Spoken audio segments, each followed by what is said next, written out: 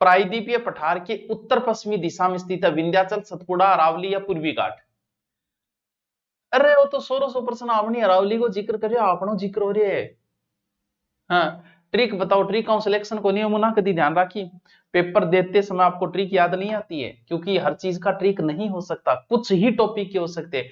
जैसे पूरी हिस्ट्री में प्रजामंडल का ट्रिक बना सकते हो, सहायक संधियों का बना सकते हो, लेकिन पूरे इतिहास का कभी ट्रिक नहीं हो सकता। बस ये अरावली आपनो देहरादून, कोटली दून एवं पाटली दून स्थित है, ये अच्छा क्वेश्चन। बस इस क्वेश्चन को जो बच्चा बताएगा वेरी वेरी इंटेलिजेंट। ये बताओ, देहरादून, कोटली दून, पाटली दून, मध्य हिमालय, महान हिमालय के मध्य पाई जाने वाली घाटियों को दून कहा जाता है। इसका उत्तर जो बताएगा वो इंटेलिजेंट है। ये देखता हूं मैं कौन बता रहा है।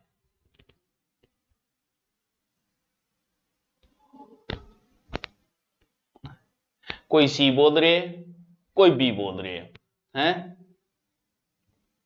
तो टावरो उत्तर बी है, इंटेलिजेंट बच्चा है। रियल में इसका जो जवाब दे रहा है, हिमालय और शिवालिक के मध्य है, निचली साइड, हिमालय और शिवालिक के मध्य, बी उत्तर होगा। दी गई भू आकृति का उत्तर से दक्षिण दिशा में अवस्थित क्रम बोलो। कितना अच्छा क्वेश्चन पूछे, कितनो प्यारो क्वेश्चन पूछे। भाबर, तराई, खादर और डेल्टा। तो अगर आप एक चीज में पहुंच जाओ कि डेल्टा सबसे लास्ट में बनता है, पश्चिम बंगाल, कलकत्ता, वहां, तो उत्तर तो इन दोनों में है, क्योंकि इतना सबको पता है कि डेल्टा पहले होगा, सबसे लास्ट में है। 2 तक तो मैंने आपको पहुंचा दिया, अब आप करो।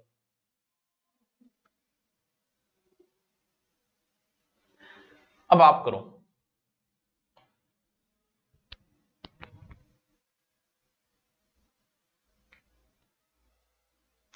इसका उत्तर पहले भाबर होगा, फिर तराई होगा, फिर खादर होगा, फिर डेल्टा होगा। ये बहुत प्यारा क्वेश्चन है।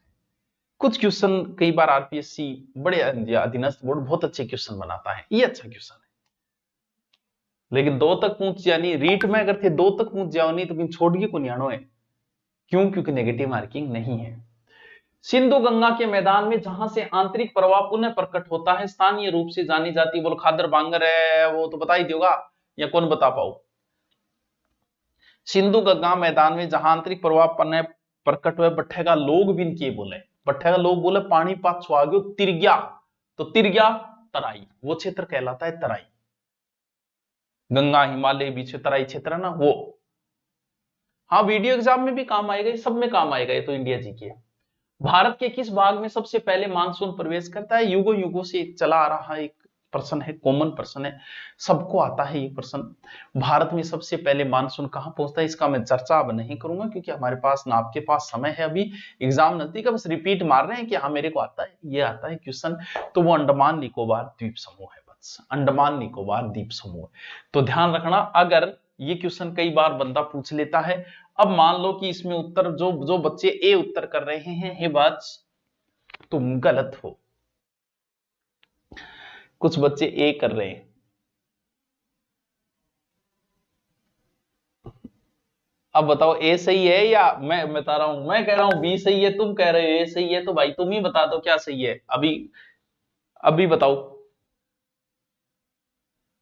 ये जलवायु टॉपिक करवाया हुआ है, वहां एक बार देखना, मैंने बताया ये क्वेश्चन बहुत बार पूछता है वो।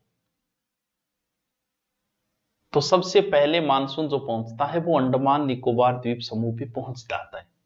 भारत की मुख्य भूमि में केरल पहुंचता है, हे मास्टरो, मुख्य भूमि में केरल पहुंचता है।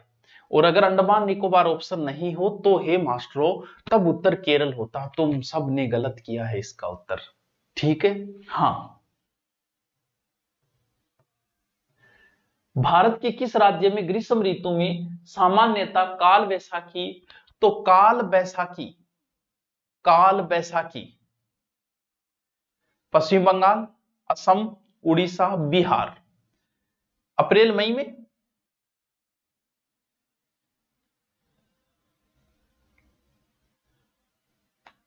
काल बैसाखी, हाँ, आम्र वर्षा वामई है। तो टाबरो काल बैसाखी जकिए असम में भी चाल है, और पश्चिम बंगाल में भी चाले। तो ये उत्तर ही सही नहीं है, इसका ए व बी दोनों ही उत्तर सही है। आपने जो ए बता रहा है वो भी सही है, बी बता रहा है वो भी सही। कई बार ऐसे प्रश्न आ जाते हैं।